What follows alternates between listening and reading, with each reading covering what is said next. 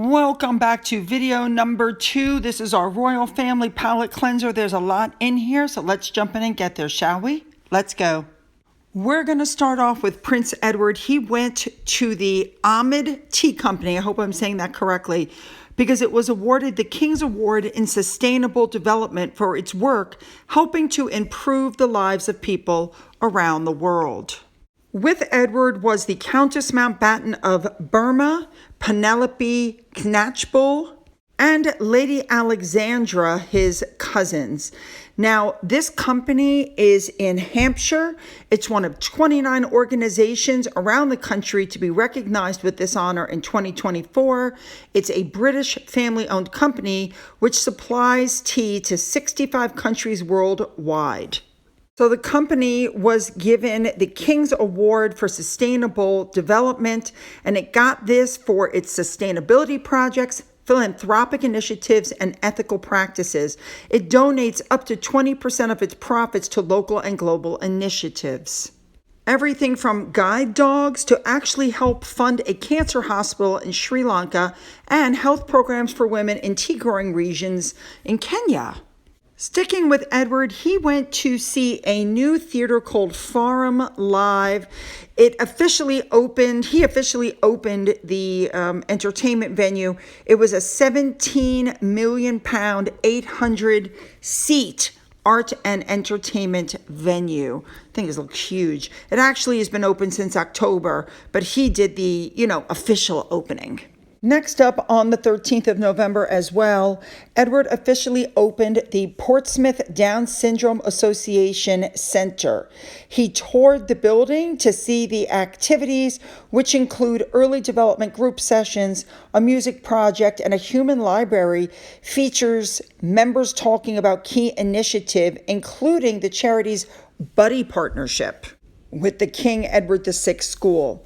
He looked at the policy work that the National Down Syndrome Policy Group performs.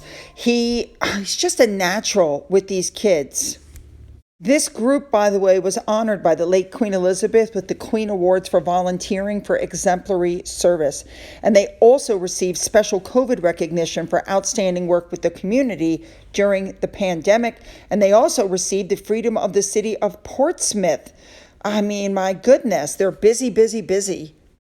Now, right down Edward's alley, the Down syndrome group also had an acting masterclass, and he met with key volunteers and staff before, of course, he unveiled the plaque. These are the kind of places that do really good work, and I'm glad that they get the recognition that they need. You guys know what I'm saying. All right, let's move on. Next up, we have Edward's wife, Sophie, the Duchess. She was in Cornwall at the Castle Heritage Centre. The Castle Heritage Centre is known as Castle Bude, I believe is how it's said to the locals. And everybody's going on because she wore the same diamond stud earrings that she wore during her engagement interview in January of 1999. So they're saying that every time she wears them, it's a nod to Edward. Okay. Next up, let's go on to Princess Anne. She was at the 2024 Merchant Navy Medal Awards. These are given for contributions to maritime for bravery in the Yacht Center, as well as across training, safety, diversity, and welfare. Of course, Princess Anne presented the Merchant Navy Medal, which is the annual award meritorious service, because she is the master of the Corporation of Trinity House. Interesting. She gave 9 medals total presented to seafarers for their outstanding work across maritime support, safety, and rescue at sea, as well as services for training and education. Next up, we have the Duke of Gloucester. He visited Sargasson's in Coventry. He toured the Technology Center and Foundry and saw some groundbreaking tech. Next up, we have King Charles, who held a reception for the world of entertainment. And while he was at this reception, he spoke about the Queen's documentary Behind Closed Doors, which we know is the 90-minute film highlighting the work that she's done about domestic violence. And the King said that he actually was so proud of her and her work. This reception took place also on November 13th, and also in attendance was Prince Edward, as well as the Duke and Duchess of Gloucester. It looks like Edward had like 4 different events on one day, if I'm looking at it correctly. And of course, the Duke of Gloucester, they stay busy. I love him. And going back to the Queen and her work, believe it or not, Damian Lewis was at that particular event, and he told Charles that he had watched Camilla's documentary and that it was very moving, and that he thought that BAFTA, the British Academy of Film and Television Arts, were interested in it. Very interesting. All right, let's move on. Still sticking with King Charles, on the eve of his birthday, he arrived at the premiere of Gladiator II. I believe it's pronounced London's Leicester Square. So he stepped out onto the red carpet. Remember, Queen Camilla was going to go with him, but because of her chest infection, they said no. Now, this is in aid of the film and TV charity, which is celebrating its 100th anniversary, which is why the king had that reception earlier on at Buckingham Palace before the film. Now, the director of both the original Gladiator film, which had Russell Crowe, and its new sequel, Sir Ridley Scott, were in attendance. And, of course, Charles got to meet all the cast and everybody. From what I understand, it's a great movie. I'm sure he had a great time. Of course, remember, eve of his birthday. Moving on. All right, next up, it's come out. We are very happy that the Together at Christmas Carol service is going to take place this year on December 6th. Princess Catherine unveiled a new video. It was shared on X that includes a sneak peek into the program's invitations. There's going to be music, jingle bells, and there was a montage on it. It was just fabulous, fabulous. And it said something exciting is coming. I'm just happy that she's feeling well enough to be able to do this. But yeah. It's going to be at Westminster Abbey on the 6th, so cross your fingers because you know somebody's going to put something else out to try to steal the limelight. Let's go back now to Princess Anne. She is president of Racing Welfare, and so she attended a reception at Sladmore Gallery on November 5th. And I do not believe, I could be wrong, but I do not believe Sir Tim went with her on this particular night. All right, let's move on. Let's move back to King Charles now. For his birthday, he went to open one of the 2 new coronation food hubs, and right off the bat, he was welcomed by the mayor of London. People were there that were going to run the food hub. Then there were children wearing purple jumpers from Rye Oak Primary School in South London, and they were there with their teachers. And one of the kids, so sweet, gave King Charles a huge, large red birthday card.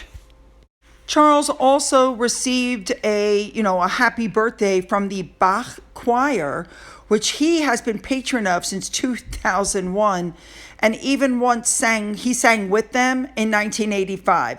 They tweeted a video wishing him a very happy birthday full of music and good cheer. And we are aware that earlier on, the Military Wives Choir sang for King Charles at the Guards Chapel at Wellington Barracks in London. For those of you who didn't know, that particular day was the first anniversary of the launch of King Charles's Coronation Food Project, which is supposed to bridge the gap between food need and food waste amid the cost of living crisis. And what's really cool about this is he later virtually opened the second hub in Merseyside, and 3 more hubs are due to open in the year ahead, in the next coming year. I think that's fabulous. And yes, Camilla was supposed to be with him, but again, she had to bow out due to her chest infection.